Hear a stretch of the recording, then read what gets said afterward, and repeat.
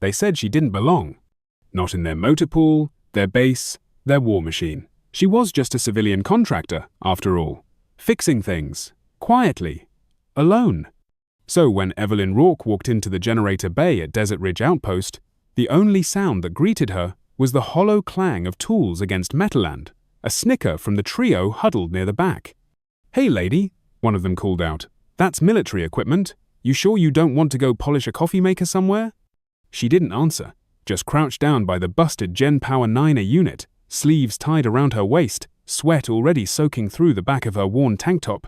The desert sun didn't forgive. And neither did the men who watched her with folded arms and folded minds. Corporal Brent Malloy leaned against the wall, tossing a socket wrench from hand to hand.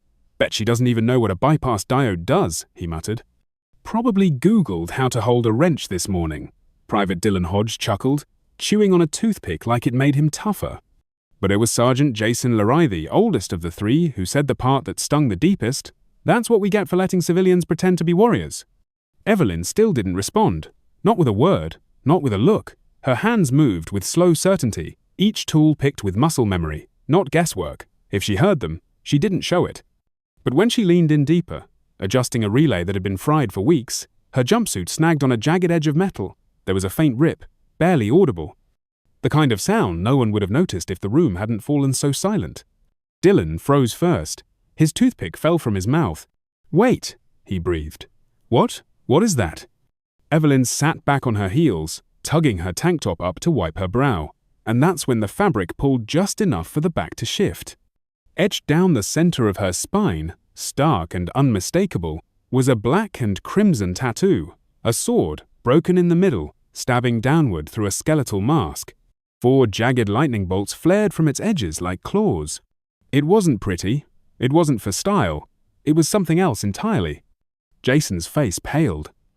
"No way," he muttered. "I've seen that before," Dylan whispered. "It was in a documentary or something. Crimson something." "Crimson 17, Brent finished, stepping closer. His voice had gone flat.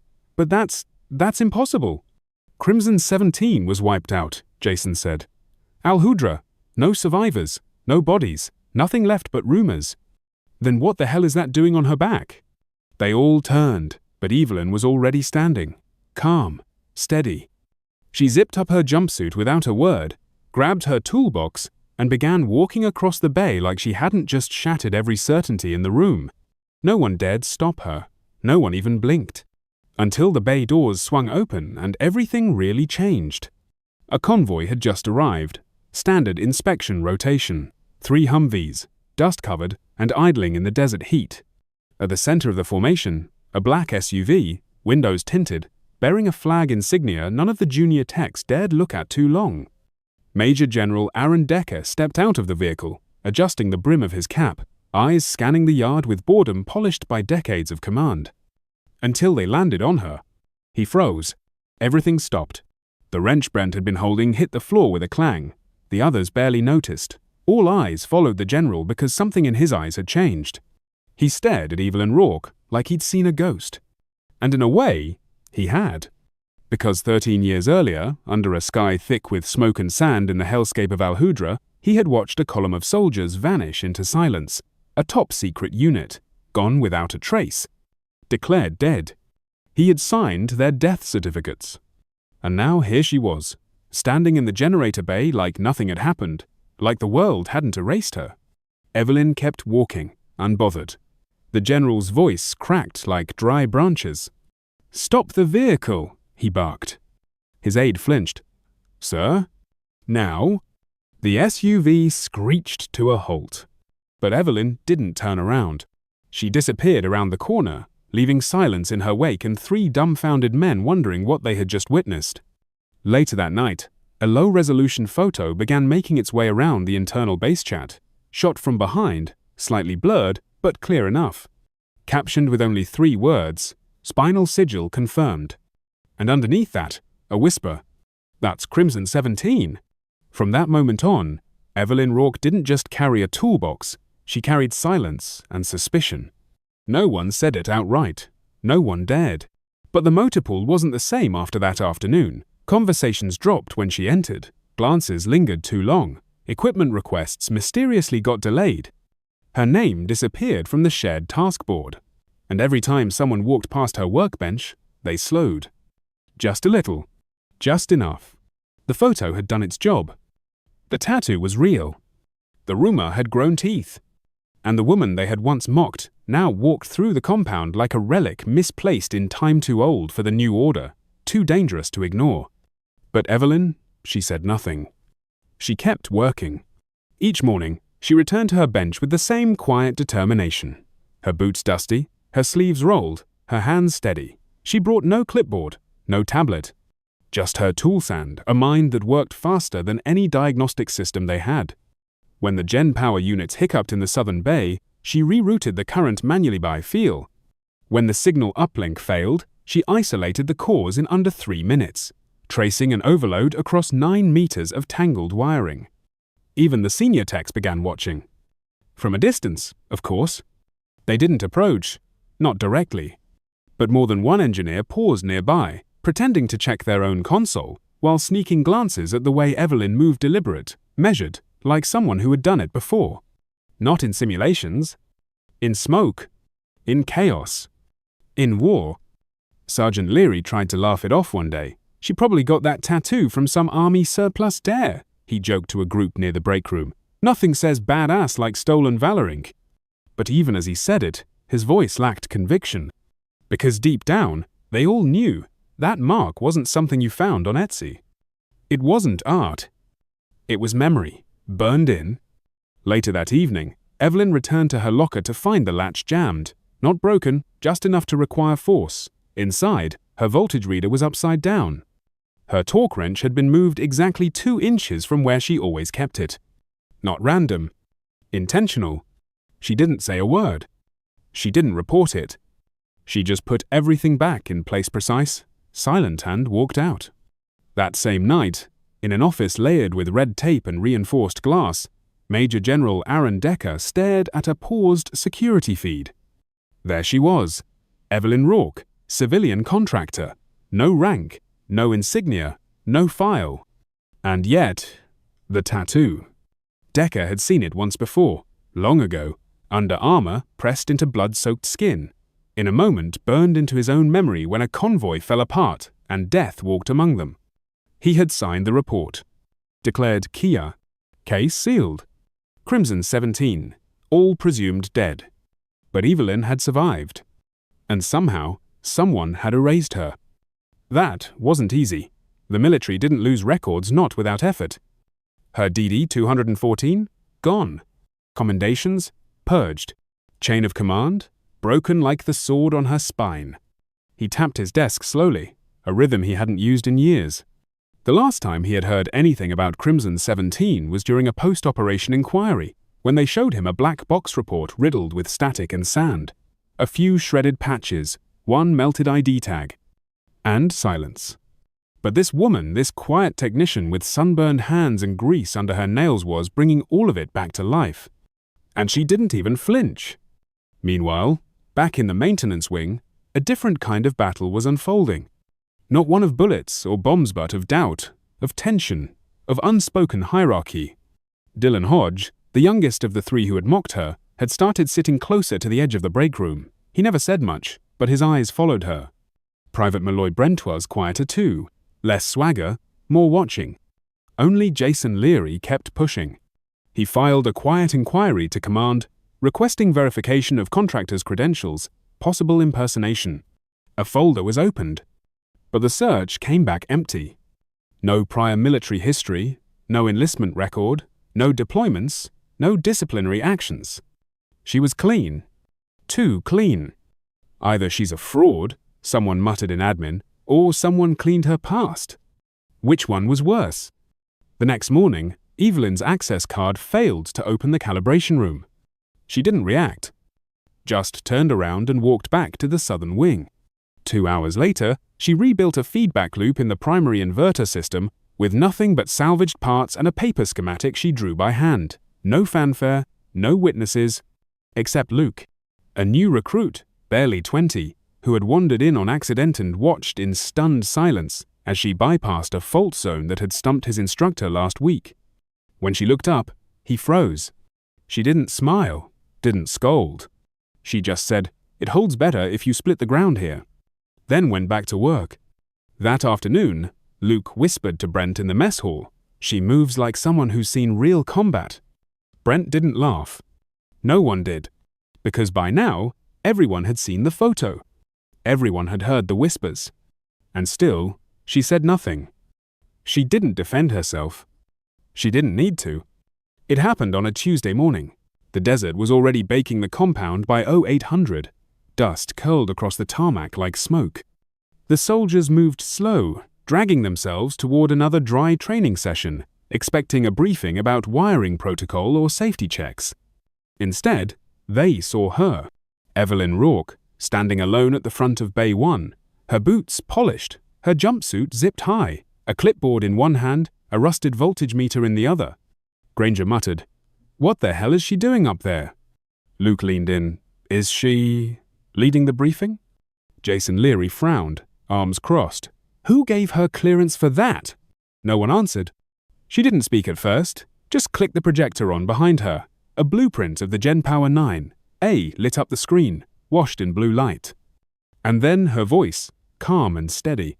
"We're going to walk through power redistribution protocols," she said. "Hot zone scenarios, the kind that happen when the grid collapses and backup units fail. Most of you will never need this." A few chuckled. "But if you do," she continued, "you'll want to remember every second." Her hands moved with confidence across the projection marking common failure points, flagging areas most manuals skipped. Her tone never rose, never faltered. But something about it made even the seasoned engineers sit straighter. 10 minutes in, someone finally spoke. That sequence, Sergeant Riggs from engineering leaned forward, squinting. "That's not in any field manual." "No," Evelyn replied. "It's not. It was developed in theater. During a convoy blackout in Al-Hudra, Crimson 17 drafted it after we lost 4 men in a single night." The room froze. The name hung in the air like dust after an explosion. Jason's eyes widened. "Wait, what did you just say?" Evelyn didn't blink. "Crimson 17.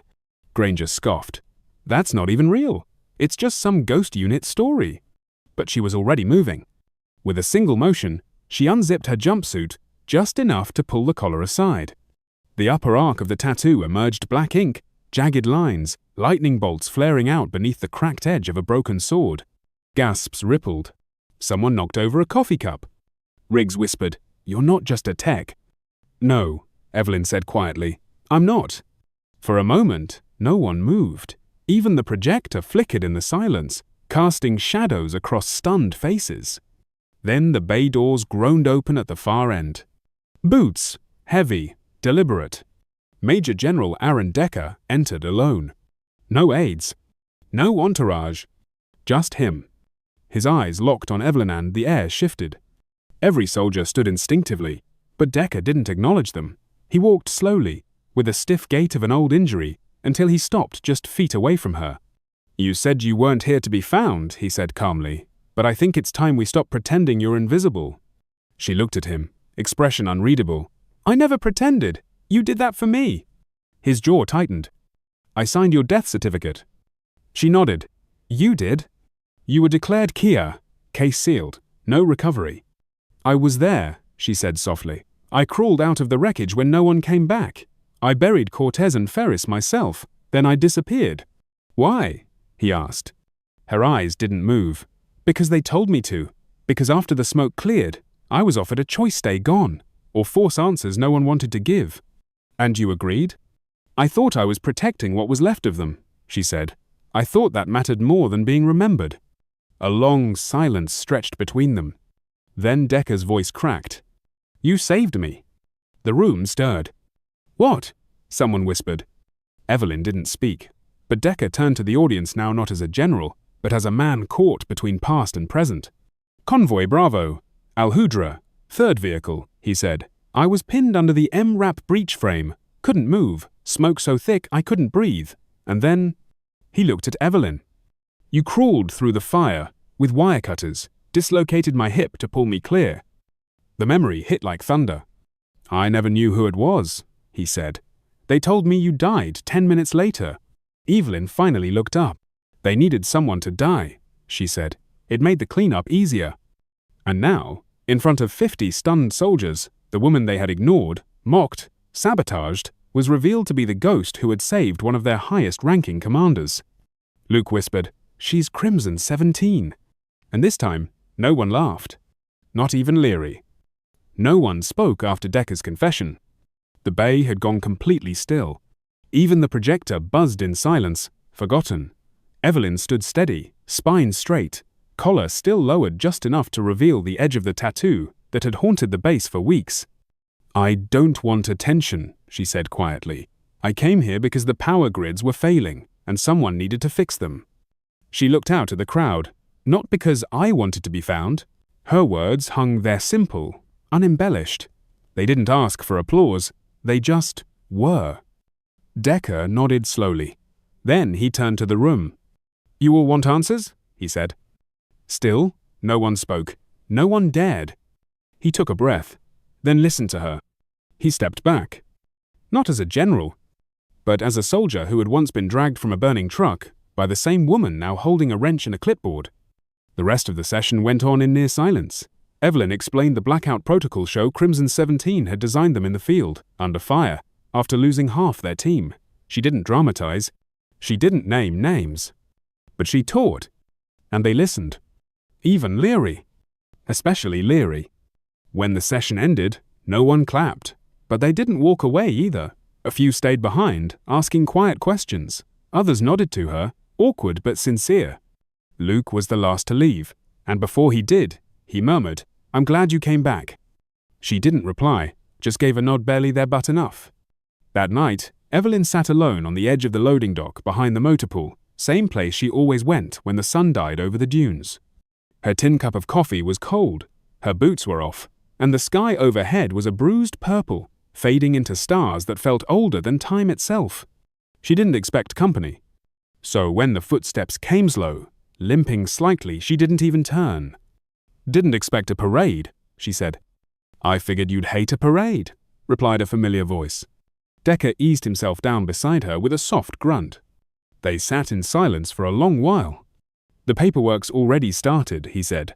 "Back channel, quiet, but permanent." "I don't want medals," she replied. "You won't get them," he smiled faintly, "but your name's going back where it belongs." She didn't look at him, just stared at the desert. "I still remember all of them," she said. "Cortez, Ferris, Lynn, all of them." "I know," Decker whispered. "So do I." More silence.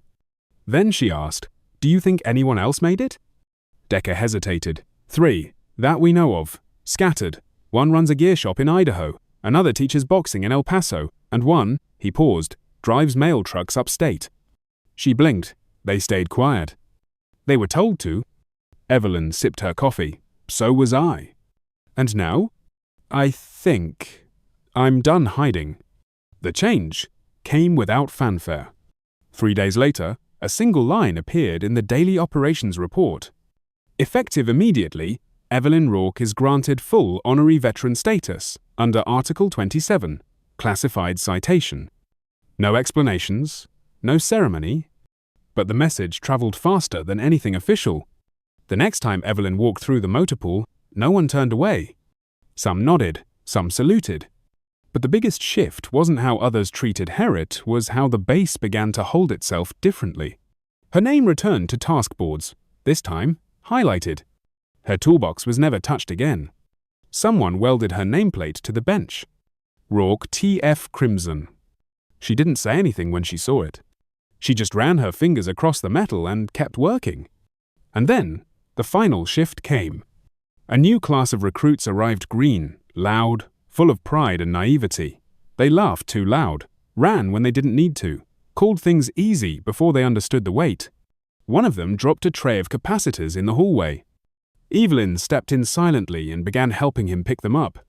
"Thanks, ma'am," he said, cheeks red. "You assigned to our unit?" "No," she replied, "but I've walked this path before." He stared. "Were you an instructor?" She paused. "No," she said, "just someone who remembers what it's like to carry gear you're not ready for." That line stayed with him for years. She never returned to the command room. She didn't need to. Her presence lived in smaller ways. In the way younger techs began triple-checking their grounding wires. In the way nobody ever joked about civilians again. In the way the name Crimson 17 was no longer just a whisper. One evening, during a roll call under a fading sky, Decker cleared his throat before dismissing the group.